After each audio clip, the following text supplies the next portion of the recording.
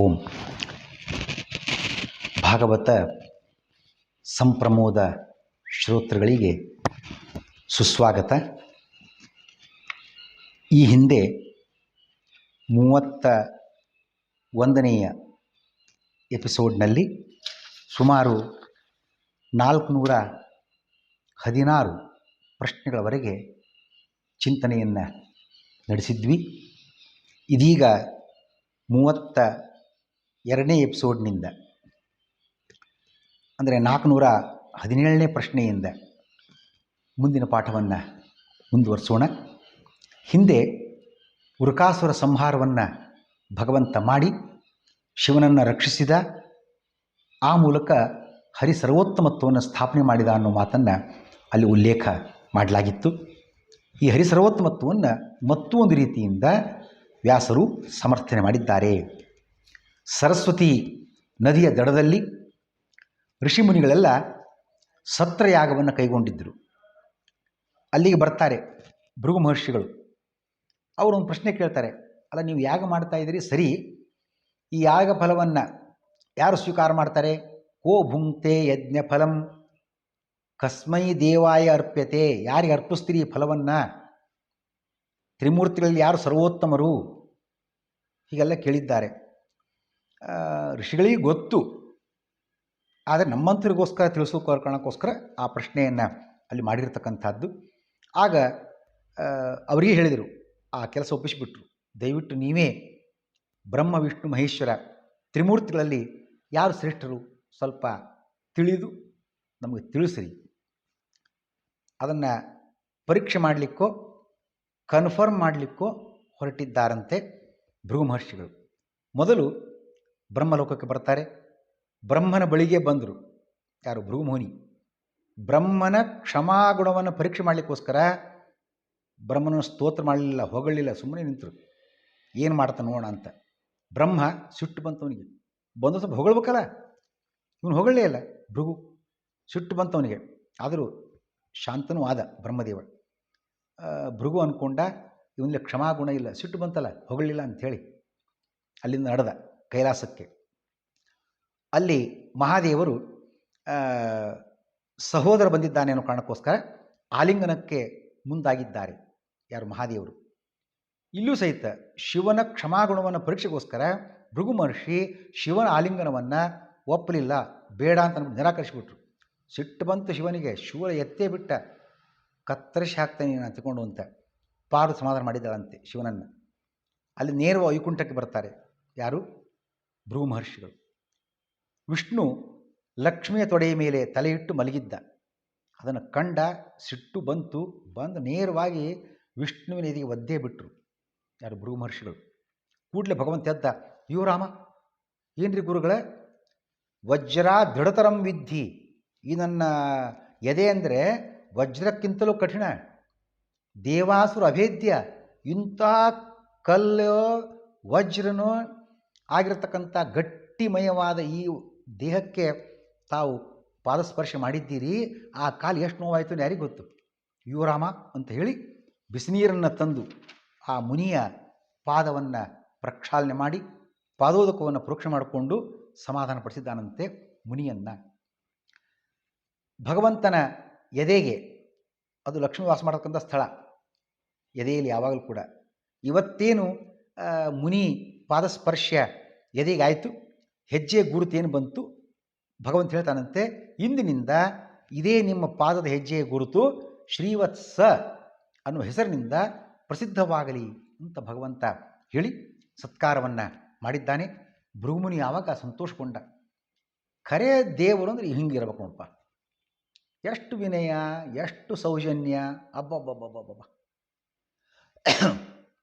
ದೋಷಗಳಂತೂ ಇಲ್ಲವೇ ಇಲ್ಲ ಅಂತ ಆ ಭಗವಂತನ ದೋಷ ದೂರ ಆಗಿರುವಿಕೆ, ಗುಣಪೂರ್ತಿಯಾಗಿರುವಿಕೆ ಇವುಗಳನ್ನು ಗಮನಿಸಿ ಆ ತುಂಬಿದ ಋಷಿಗಳ ಸಭೆಗೆ ಬಂದು ಘೋಷಣೆ ಮಾಡಿದ್ದಾರೆ. ಹರಿಸ್ಸರ್ವೋತ್ತಮ ಸಾಕ್ಷಾತ್ ರಮಾದೇವಿ ತದಂತರಂ, ಹೀಗೆ ಸಾಕ್ಷಾತ್ ಹರಿಯೇ ಸರ್ವೋತ್ತಮನಾಗಿದ್ದಾನೆ ಅಂತ ಸಭೆಯಲ್ಲಿ ಘೋಷಣೆ ಮಾಡಿದ್ದಾರಂತೆ. ಹರಿಯ ಎದೆಗೆ ಅಥವಾ ಎದೆ ಚಿಹ್ನೆಗೆ ಶ್ರೀವತ್ಸ ಎಂಬ ಹೆಸರು ಬಂತು ಅಂತ, ಪ್ರಸಿದ್ಧವಾಗಲಿ ಅಂತ ಭಗವಂತ ಹೇಳಿದ ಅನ್ನೋ ಮಾತು ಬಂತು. ಯಾಕೆ, ಹೇಗೆ? ಉತ್ಪಲಮಾಲಾ ಕೋಶದಲ್ಲಿ ಉರೋವತ್ ಸಂಚ ವಕ್ಷಶ್ಚ ಭುಜಾಂತರ ಮುದೀರ್ಯತೆ. ಉತ್ಪಲಮಾಲಾ ಕೋಶ ಇದು. ವತ್ಸ ಅಂದರೆ ಎದೆ ಅಂತ ಅರ್ಥ. ಶ್ರೀಯು ಅಂದರೆ ಲಕ್ಷ್ಮಿಯು ಅಲ್ಲಿ ಇರುವುದರಿಂದ ಶ್ರೀವತ್ಸ. ನೋಡಿ ಎಷ್ಟು ಸುಂದರವಾದ ಮಾತು. ಶ್ರೀವತ್ಸ, ವತ್ಸ ಅಂದರೆ ಎದೆ, ಶ್ರೀಯಲ್ಲಿದ್ದಾಳೆ. ಈಗ ಮುನಿಯ ಪಾದ ಚಿಹ್ನೆಯೂ ಅಲ್ಲಿದೆ, ಅದಕ್ಕಾಗಿ ಎದೆಗೆ ಶ್ರೀವತ್ಸ ಚಿಹ್ನೆ, ಆ ಎದೆ ಚಿಹ್ನೆಗೆ ಆ ಹೆಸರು ಬಂತು ಅಂತ ಅರ್ಥವನ್ನು ನೋಡ್ತಕ್ಕಂಥದ್ದು. ಇಡೀ ದಶಮಸ್ಕಂಧ ತತ್ವಭೂಯಿಷ್ಠ, ಶ್ರೇಷ್ಠ, ವಿಶಿಷ್ಟವಾಗಿರ್ತಕ್ಕಂಥ ಅಧ್ಯಾಯ ಯಾವುದು? ಶ್ರುತಿಗೀತ ಅಂತ ಮುಂದಿನ ಅಧ್ಯಾಯ. ಯಾಕೆ ಇದು ಶ್ರೇಷ್ಠ ಹಾಗೆಯೇ ವಿಶಿಷ್ಟ ಅಂತಂದರೆ ಅದು ಹೆಸರು ಹೇಳ್ತಾ ನೋಡ್ರಿ. ಶ್ರುತಿಗಳೇ ಹರಿಯ ಅಗಣಿತ ಗುಣಗಣಗಳನ್ನು ಹಾಡಿ ಹೊಗಳಿರತಕ್ಕಂಥದ್ದು, ಗುಣಗಾನ ಮಾಡಿರತಕ್ಕಂಥದ್ದು. ಅದಕ್ಕಾಗಿಯೇ ಶ್ರುತಿಗೀತೆ ಈ ಮುಂದಿನ ಅಧ್ಯಾಯ. ವೇದಗಳ ಹಾಡಿದು, ಅದಕ್ಕಾಗಿ ಈ ಶ್ರುತಿಗೀತಾ ಅಧ್ಯಾಯ ವೇದಗಳ ಹಾಡಿನ ಅಧ್ಯಾಯ ಸರ್ವಶ್ರೇಷ್ಠವಾಗಿದೆ. ಇದನ್ನು ಹಾಡಿದವರು ಯಾರು? ವೇದಾಭಿಮಾನಿಯಾಗಿರತಕ್ಕಂಥ ದುರ್ಗಾದೇವಿಯ ರೂಪಗಳು, ಅನಂತ ರೂಪಗಳು. ಎಷ್ಟು ಶ್ಲೋಕಗಳಿವೆ ಈ ಶ್ರುತಿಗೀತೆಯಲ್ಲಿ? ವೇದದ ಹಾಡಿನಲ್ಲಿ 27 ಶ್ಲೋಕಗಳಿವೆ. ಪರೀಕ್ಷಿತ್ ರಾಜ ಏನು ಪ್ರಶ್ನೆ ಕೇಳಿದ? ಅಲ್ರಿ ಗುರುಗಳ, ಭಗವಂತ ನಿರ್ಗುಣ ಅಂತಂತೀರಿ, ಗುಣತ್ರಯರಹಿತ, ಮಾತಿಗೆ ನಿಲುಕದವ ಅಂತ ಹೇಳ್ತೀರಿ. ನಮ್ಮ ಮಾತು ಸಿಗೋದಿಲ್ಲ ಅವನು ಭಗವಂತ. ಗುಣವಿರುವವರನ್ನು ಬೇಕಾದ್ರೆ ನಾವು ಮಾತಿನ ತಿಳಿಯಬಹುದು. ಬ್ರಹ್ಮಾದಿಗಳನ್ನು ಮತ್ತಾರೋ ಪ್ರಾಣಿಗಳನ್ನು ಪಕ್ಷಿಗಳನ್ನು ತಿಳಿಬೋದು. ನೋಡಪ್ಪ, ಇದೊಂದು ಈ ಪ್ರಾಣಿ, ಇದು ಈ ಪಕ್ಷಿ, ಮನುಷ್ಯ, ಇವನು ಹೀಗೆ ಇಂತೆಲ್ಲ ಗುಣಕ್ಕೆ ಸಿಲುಕುವವರನ್ನು. ಭಗವಂತನಲ್ಲಿ ಗುಣ ಇಲ್ಲ ಅಂತೀರಿ, ಮಾತಿಗೆ ಸಿಲುಕಂಗಿಲ್ಲ ಅಂತೀರಿ. ಮತ್ತು ಇಂಥವನ್ನು ಗುಣಗಾನ ಹೆಂಗೆ ಮಾಡ್ತಾರೆ? ಆಮೇಲೆ ಗುಣಗಳಿಲ್ಲ ಅಂದರೆ ಗುಣಗಾನ ಹೇಗೆ ಅಂತ ಪ್ರಶ್ನೆ ಕೇಳ್ತಾನೆ. ಶುಕಮುನಿಗಳು ಉತ್ತರ ನೀಡಿದ್ದಾರೆ. ನೋಡು ರಾಜ, ಹರಿಯಲ್ಲಿ ಗುಣಗಳಿಲ್ಲ ಅಂತಂದು ಕೂಡಲೇ ಸತ್ವಗುಣ ಇಲ್ಲ, ರಜೋಗುಣ ಇಲ್ಲ, ತಮೋಗುಣ ಇಲ್ಲ ಅಂತ ತಿಳ್ಕೊಳ್ಬೇಕೇ ಹೊರತು ಜ್ಞಾನ, ಆನಂದ, ಸೌಂದರ್ಯ, ಸಾಮರ್ಥ್ಯ, ಸಂಪತ್ತು, ಆಯುಷ್ಯ ಈ ಗುಣ ಇಲ್ಲ ಅಂತ ತಿಳ್ಕೊಳ್ತಕ್ಕದ್ದಲ್ಲ. ಸತ್ವಾದಿ ತ್ರಿಗುಣಗಳಿಲ್ಲ ಅಷ್ಟೇ. ಮಾತಿಗೆ ನಿಲುಕುವನಲ್ಲ ಅಂತ ಹೇಳಿದ್ದು ನಿಜ.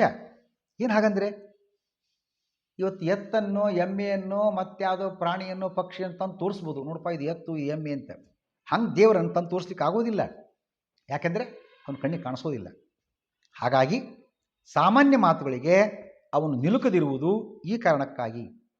ಹಾಗಾದರೆ ಭಗವಂತನನ್ನು ತಿಳ್ಕೊಳ್ತಕ್ಕಂಥ ಕ್ರಮ ಹೇಗೆಂದರೆ ವೇದಗಳ ಮೂಲಕವೇ ತಿಳಿಯಬೇಕು.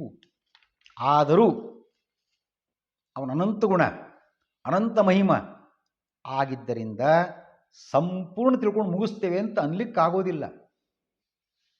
ಸ್ವಲ್ಪ ಅವರವರ ಯುಗತಾನುಸಾರವಾಗಿ ಆ ಹರಿಯ ಅರಿವು ಲಭ್ಯ.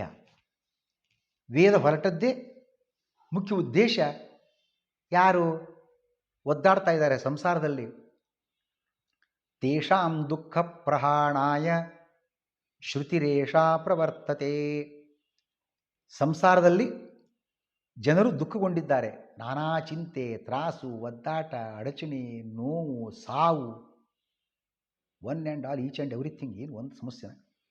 ಇಂತಹ ದುಃಖಿತ ಜನರಿಗೆ ಅವರ ದುಃಖವನ್ನು ಪರಿಹಾರ ಮಾಡೋದಕ್ಕೋಸ್ಕರ ವೇದ ಹೊರಟಿದೆ. ದುಃಖಕ್ಕೆ ಕಾರಣ ಏನು? ಹರಿಯ ಇರುವನ್ನು ಮರೆತಿದ್ದಾರೆ ಇವರು. ಆ ಹರಿಯ ಅರಿವನ್ನು ತಂದಿರಿಸುವುದೇ ಈ ವೇದಗಳ ಉದ್ದೇಶ, ವೇದಗಳ ಆಶಯ. ಆ ಮೂಲಕ ಹರಿಯ ಅರಿವನ್ನು ಜನರಿಗೆ ತಂದುಕೊಟ್ಟು, ಭಗವಂತನ ಜ್ಞಾನವನ್ನು ತಂದುಕೊಟ್ಟು ಅವರ ದುಃಖವನ್ನು ಪರಿಹಾರ ಮಾಡುವುದೇ ಅಂತಿಮ ಉದ್ದೇಶ ವೇದಗಳದ್ದು. ಅದಕ್ಕಾಗಿ ಅವನಲ್ಲಿ ಗುಣಗಳಿಲ್ಲ, ಮಾತಿಗೆ ನಿಲುಕುವುದಿಲ್ಲ ಅಂತ ತಪ್ಪು ತಿಳ್ಕೊಳ್ಬಾರ್ದು. ತ್ರಿಗುಣಗಳಿಲ್ಲ ಅಂತ ತಿಳ್ಕೊಳ್ಬೇಕೇ ವಿನಃ ಸಾಮಾನ್ಯ ಮಾತಿಗೆ, ನಮ್ಮ ಲೌಕಿಕ ಆಡುನುಡಿಗೆ ಸಿಲುಕೋದಿಲ್ಲ ಅಂತ ತಿಳ್ಕೊಳ್ಬೇಕೇ ವಿನಃ ವೇದದ ಮಾತಿಗೆ ಸಿಲುಕುವನಲ್ಲ ಅಂತ ತಿಳ್ಕೊಳ್ತಕ್ಕದ್ದಲ್ಲ. ವೇದದಲ್ಲೇ ತಿಳ್ಕೊಳ್ತಕ್ಕಂಥ ವ್ಯಕ್ತಿ ಭಗವಂತ. ಶ್ರೀಹರಿ ಸಕಲ ವೇದ ಪ್ರತಿಪಾದ್ಯ, ಸಕಲ ವೇದ ವೇದ್ಯ, ಸಕಲ ಶ್ರುತಿ ಪ್ರತಿಪಾದ್ಯ. ಈ ವಿಷಯ ನಾರದರು ಬದರೀನಾರಾಯಣ ಸಂವಾದದಿಂದ ಅತ್ಯಂತ ಸ್ಪಷ್ಟವಾಗ್ತದೆ ಪರಾಶ. ಸದರಿ ವಿಚಾರವಾಗಿ ಬದರಿನಾರಾಯಣನು ಹಿಂದೊಮ್ಮೆ ಸನಕಾದಿಗಳ ಜ್ಞಾನಸತ್ರದಲ್ಲಿ ಏನು ಅಲ್ಲಿ ವಿಷಯ ಚಿಂತನೆ ನಡೆಯಿತು, ಅದನ್ನು ಈ ಬದರಿನಾರಾಯಣ ನಾರದರಿಗೆ ತಿಳಿಸಿದ್ದಾನೆ. ಆ ನಾರದರೇನು ತಿಳ್ಕೊಂಡ್ರು ಬದರಿನಾರಾಯಣನಿಂದ, ಅದನ್ನು ನೇರವಾಗಿ ಬಂದವರು ವೇದವ್ಯಾಸರ ಮುಂದೆ ವರ್ಣಿಸಿ ಸ್ತೋತ್ರ ಮಾಡಿದ್ದಾರೆ. ಹಾಗಾಗಿ ಹರಿ ಸರ್ವವೇದ ಪ್ರತಿಪಾದ್ಯ, ಇದು ಸ್ಪಷ್ಟ. ಅವರ ಚರ್ಚೆ, ಅವರ ಸಂವಾದ 3-4 ಕ್ರಮಗಳ ಹರಿದು ಬಂತು. ಇದೆಲ್ಲ ಏನು ಕಾರಣ? ಹಾಗಾಗಿ ಭಗವಂತ ಸರ್ವವೇದ ಪ್ರತಿಪಾದ್ಯ, ಸರ್ವವೇದ ವೇದ್ಯ ಅನ್ನೋದು ಸ್ಪಷ್ಟ ಅನ್ನೋ ಮಾತನ್ನು ತಿಳಿಸ್ತಾರೆ. ಸನಕಾದಿಗಳ ಸಂವಾದದಲ್ಲಿ ಕೂಡ ಇದು ಬಂತು ಅಂತ ಒಂದು ವಿಷಯ ಬಂತು. ಯಾರಪ್ಪ ಈ ಸನಕಾದಿಗಳು? ಹಿಂದೆ ಸನಕಾದಿಗಳ ಜ್ಞಾನಸತ್ರದಲ್ಲಿ ಇಂಥ ವಿಷಯ ಬಂತು. ಸನಕಾದಿಗಳು ಯಾರು? ಸನಕ, ಸನಂದನ, ಸನತ್ಕುಮಾರ, ಸನತ್ ಸುಜಾತ, ಈ 4 ಬ್ರಹ್ಮನ ಮಾನಸಪುತ್ರರು.